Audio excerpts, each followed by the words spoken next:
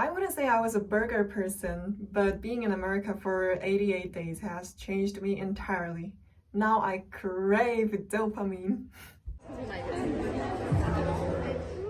When I visited LA, I experienced some fast food chains like Jack in the Box, In-N-Out Burger, Sonic, Chick-fil-A, Taco Bell, and Chipotle.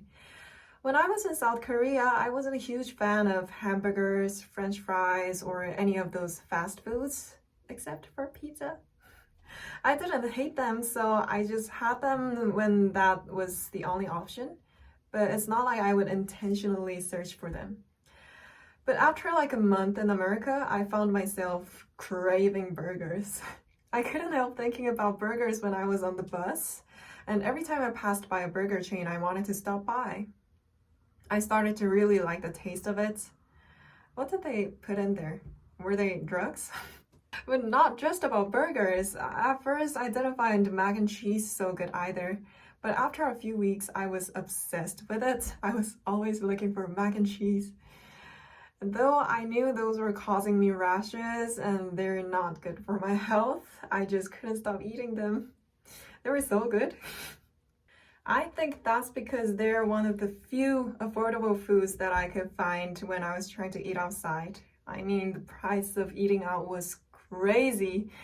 I mean, one avocado was for like $1.50, but it was $18 for an avocado toast. Well, as a tourist, I sometimes had some expensive foods too, just for the experience, but I didn't want to get broke in a month, and I couldn't accept the price every time since I was staying there for quite a long time. So I usually ended up at a fast food chain. My first fast food chain experience was Jack in the Box. By the way, I find the name quite hilarious. It's Jack giving out burgers in the box. Sorry about that. Well, anyways, it was nice because it was open for 24 hours and the drive-through thing was so fun to me. There are some drive-through stores in Korea too, but not so common and not in the neighborhood. But in LA, drive-through was just everywhere. My first OG Starbucks in America. That's what makes America. Drive-through, fuck yeah. It was a city built for cars, but sadly, I didn't have a car. I felt like I was in a video game, so it was so interesting. But I mean, when are we gonna walk? I can't digest it if I don't walk. And the second one I went to was Chick-fil-A. Well, they had nice sauce, but my mistake was that I just ordered the basic burger, knowing nothing about it. And I got a piece of fried chicken with 2 buns, without any vegetables in it. Why do they even have that option? I was so shocked. I've never seen a burger without vegetables. I never imagined that could possibly happen. But still, the sauce was really good, so the chicken tasted good. Talking about sauce, I think Subway was better in America than in Korea. I didn't see any Jack in the Box or In-N-Out Burger in Korea, but there are a lot of Subways. But they had different options. I think the bread and sauce was better in America. And the third one I went to was In-N-Out Burger. A lot of the people said that is one of the best options among the fast food chains. And I went there once and there were so many people waiting for burgers. Maybe because of the reputation. SpongeBob must be too exhausted. Huh. Well, I was a bit hangry because it took so long to get mine, even though it was a fast food chain. But the taste was okay. Though what makes me feel empty is that a lot of the time, even if you have a whole burger, you're gonna still feel hungry. Well, I did. So I feel like I could finish 5 burgers at one place, even though the calories were so high. And then I tried Taco Bell. Well, I think this was the cheapest option that I could get, but when I got the food, I wasn't even sure if I can call that a food. But anyways, I could buy something even with just $3. But of course, it wouldn't get rid of the hunger. So I was always hungry. And for the last, my favorite was Sonic. My friend took me to Joshua Tree on my last week in America, and she took me to Sonic drive-thru on the way. And I tried some kind of a nugget that tastes like hash brown, and it was so good. And also their cherry lemonade was so on point. I had to get 2 of them. And the burger was good too, and I think it was better than the In-N-Out burger in my personal opinion.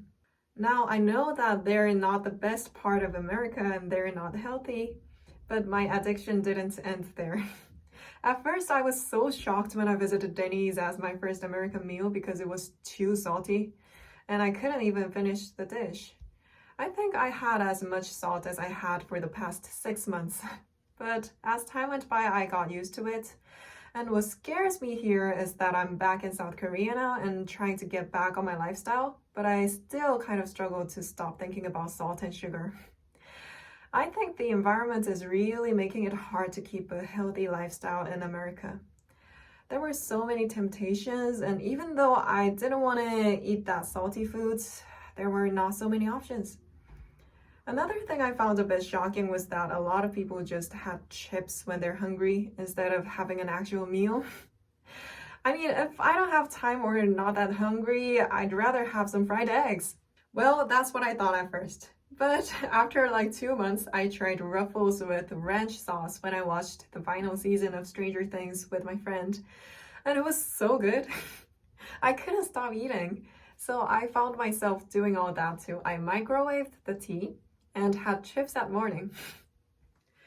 Now for the salty part, I wasn't the kind of a person who preferred those things, but I was a serious sugar addict even when I was in South Korea, and I lived and died for chocolate ever since when I was really young.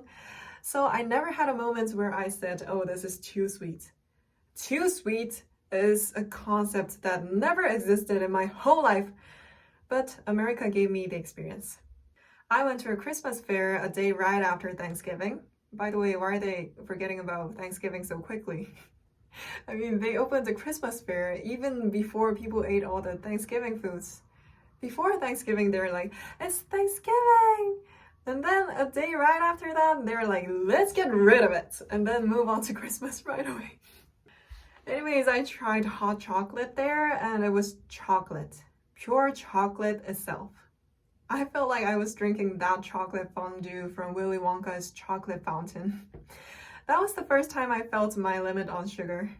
But otherwise than that, I had such a great time because it was like heaven to a chocolate and sugar addict. I watched the movie This Is the End when I was staying in a dorm in South Central, and that's when I first heard about the Milky Way. By the way, the film was drenched with dopamine and absurdness. I felt like my brain was melting down. No wonder why it's not on Korean Netflix. But anyways, the characters in the film were constantly obsessed about the Milky Way.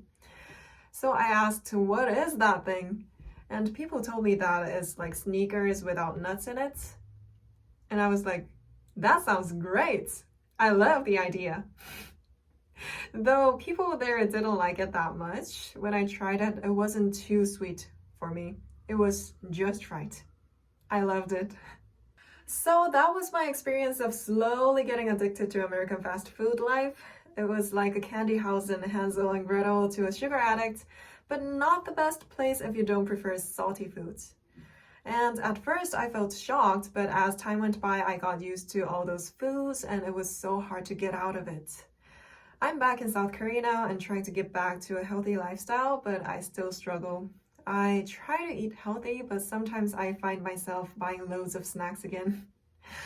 I got rashes all over me after doing that for 88 days in America 4 months ago, but I still haven't fully recovered from it. So if you experienced any addictions, I'd love to know about that by the comments below, and I'll share more LA stories and songs that came out of them. So if you're interested, don't forget to subscribe, and I'll see you again soon.